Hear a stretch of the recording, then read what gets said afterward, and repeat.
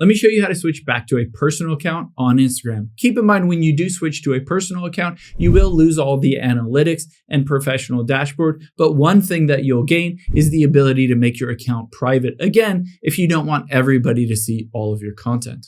Now open up the Instagram app on your iPhone or Android and tap on the profile button at the bottom right. Now you can tell if you have a professional account, business or creator, because it will say professional dashboard. If it does say that, we can switch to a personal account by tapping the 3 lines at the top right. And from here, we're going to scroll down and you'll see for professionals. We're going to tap on the creator tools and controls right here.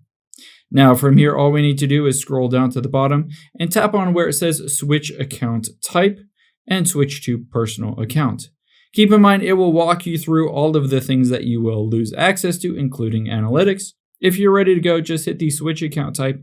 It does take a few seconds, but then it will reload your profile without that professional dashboard. So now you have a personal account.